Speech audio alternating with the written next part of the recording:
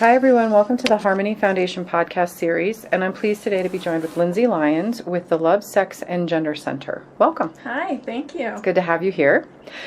Before we get into talking about the nature of what you all do, I'm curious, you're a sex and love therapist. Mm-hmm. Your focus is on meditation, mindfulness, and working with trauma. What got you connected to do this kind of work? Thank you. Well, I've been passionate about sexuality for a long time, and I think that there just aren't conversations around love and sex, especially the avenue of sex. Mm-hmm. And it's just such an important part of life as a whole. So that was kind of my passion around sexuality. And I love working with sexuality because I feel like it's a doorway into so many other things. So a lot of clients come to me, we're talking about sex, and then it opens up a whole realm of trauma. There's just so much relational wounding, relational trauma, sexual trauma that seems to be at the heart of a lot of issues. So I like to work in that realm.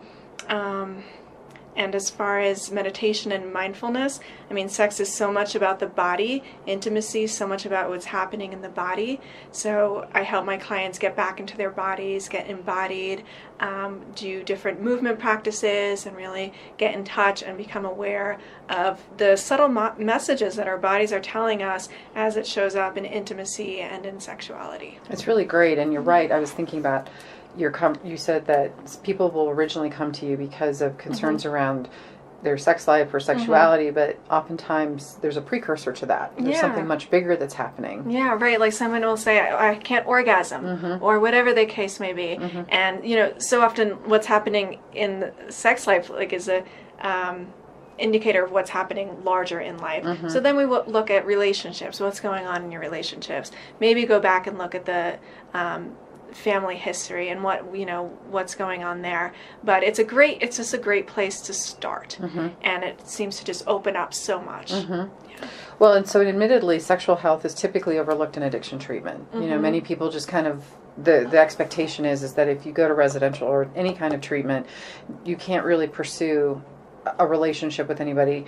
If you're already out of a relationship, pursue a relationship with someone for at least a year so that you can get your footing and really understand who you are before you get into a committed relationship. That's not always easy for people who are in relationship when they come into treatment. So can you talk about how this concept of what you're doing could be integrated into a recovery plan for someone who's coming out of treatment and who is in early recovery? Sure.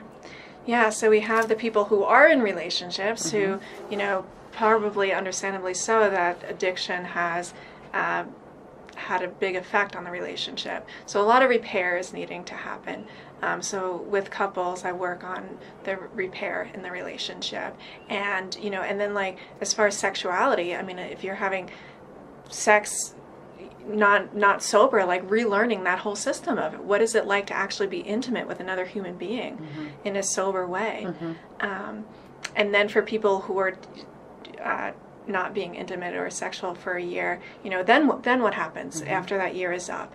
So in that time of really understanding relationships, understanding how do I receive love? How do I give love? What are my needs? I mean, being able to make requests for our needs, being able to understand our own needs, and really that our needs are valid, and our desire, what are we deeply desiring, so that you can be really, when you do want to make that step to be with another person, that it's really coming from a place of clarity and grounded within yourself. Yeah. Well, and it's interesting because the disease of addiction is a feeling disease, and if you haven't felt for a long time, now you're in this situation where now you feel everything, and sexuality and intimacy is such a big part of feeling, and so now it's kind of like, well, how do you manage it? How do you contain it? How do you not go off course? There's just so many things that we can continue talking about. So this is your first visit to Harmony. Yeah. Tell us what your thoughts are. I think it's lovely. It's beautiful. And I was saying before, I would like to stay here for a retreat. Yep. I get that sometimes. Some people actually ask if they can do weddings here. Yes. Yes.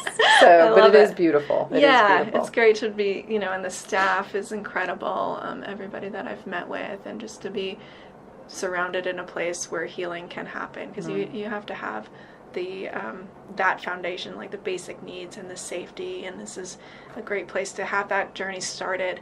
And I think it's a place to start, and then there's so much to continue the journey to growing from there. Yeah. Well, thank you for that. And we, of course, are super excited to be working with you all and hoping that we'll be able to build a partnership so that our clients who are coming out of Harmony would be able to access your services. If someone was listening today and wanted to learn more about the Love, Sex, and Gender Center, how could they connect with you? So we have a website, the lovesexandgendercenter.com. We're located in Boulder, Colorado.